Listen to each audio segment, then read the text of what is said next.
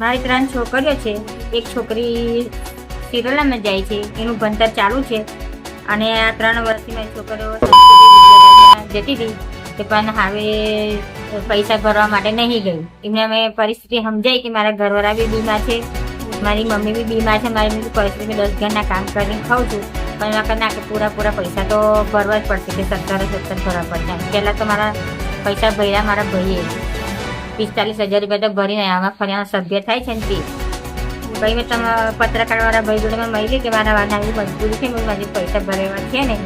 તો પછી પત્રકારવાળા ભાઈએ સપોર્ટ કર્યો મને, અને મારી છોકરીઓને એડમિશન બી આપ્યા ને તેથી દાખલા બી મને કઈ આવેલા. કન્યા શાળા મારી છોકરીઓ ભણતી બી થઈ ગઈ. પત્રકારવાળા ભાઈનો ખૂબ આભાર. મને ટોટલ 17,000 રૂપિયા કીધા. પછી મેં એવું કીધું કે છેલ્લે મેં 12,000 રૂપિયા ભરી દઉં છું, અને બીજા મેં મને માફ કરી આપો, કેમ કે બી લોકો માફ ના કર્યા. મેં તો આટલી તો રિક્વેસ્ટ આપું છું, મેં મને માફ કરી દો. મારા છોકરાનું કોઈ કમાવા નહીં, મારે કોઈ ખાવા મહેનત કરવાવાળું ઘરમાં છે નહીં, કોઈ વડીલ છે નહીં ઘરમાં. મારી બાજુમાં શીતલબેન રહે છે, એમને 2 છોકરીઓ અભ્યાસ કરતા હશે. એમને 2 વર્ષ પહેલા 45,000 રૂપિયા ભરેલા.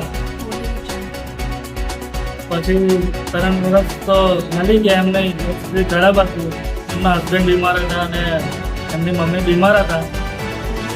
ભાઈ એમના હસબન્ડ ઓફ થઈ ગયા, એની મધર બી ઓફ થઈ ગઈ. શીતલબેન આપણે ઘર કામ કરીને ગુજરાન ચલાવે છે. એલસી કાઢવા માટે 17,000 રૂપિયા બાકી હતા. 17,000 રૂપિયા પ્રિન્સિપાલ ભરવા કીધેલા અને 12,000 રૂપિયા ભરવા કીધેલા શીતલબેન. તે બી એલસી નથી કાઢી આપતા. પત્રકાર મિત્રો ખરા ને ભેગા થઈને પૈસા ભર્યા, પછી એલસી કાઢી. બેટી પઢાઓ બેટી બચાવો ખાનગી શાળાઓ કરીને આવી રીતે પ્રિન્સિપાલો પૈસા દે છે, પછી કેવી રીતે છોકરીઓ ભણે. બેટી બચાવો બેટી પઢાઓના નારા સરકાર ચલાવી રહી છે, અને અત્યારે શાળા પ્રવેશોત્સવ ચાલી રહ્યો છે. ત્યારે અલીપુરા વિસ્તારની એક માતા નામ શીતલબેન રાઠવા, જેમની દીકરીઓને ખાનગી સ્કૂલમાં અભ્યાસ કરતી હતી, પણ માતાની આર્થિક સ્થિતિ સારી ન હોવાથી તે દીકરીનું ભણતર અધવચ્ચેથી છોડી દીધું હતું. જ્યારે એની એલસી લેવા માટે ખાનગી શાળામાં માતા થોડાક પૈસા ભેગા કરીને લેવા ગઈ, તો આચાર્યએ સારું વર્તન ન કર્યું અને એમને એલસી આપવાની ના પાડી.